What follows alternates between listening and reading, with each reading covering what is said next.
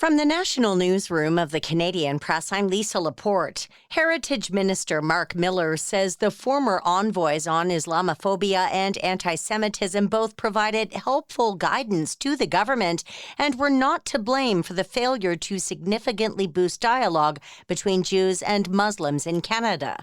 Miller says the government's widely criticized Advisory Council on Inclusion is seeking unity that wasn't being achieved by the envoys. Environmental groups say a proposal for a pipeline to BC being backed by both Ottawa and Alberta should include a clear decarbonization commitment.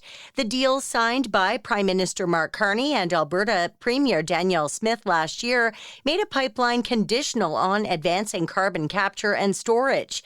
The two said yesterday they're close to finalizing an agreement with the Oil Sands Alliance on the construction of the Pathways project. Eligible Canadians will find a bit more cash in their bank accounts today as quarterly payments start for the federal government's boosted affordability benefit.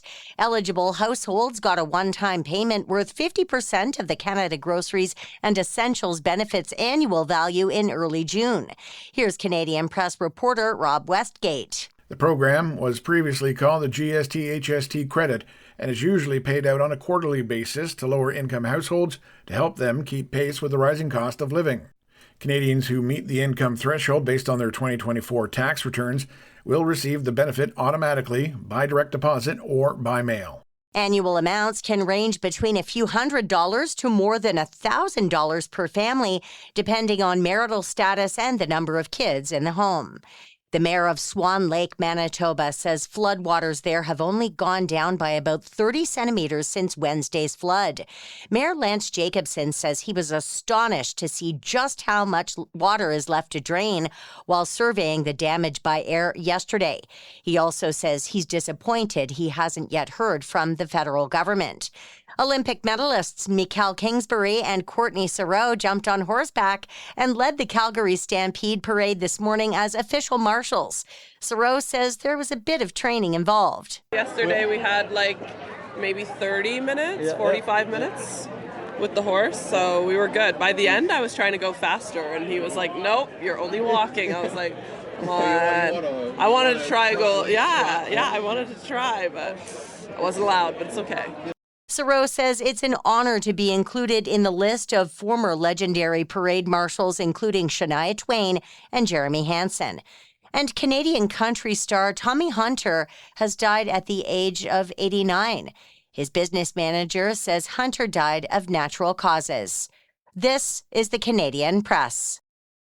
In sports, Canada is set to battle Morocco in a World Cup round of 16 matchup tomorrow in Houston.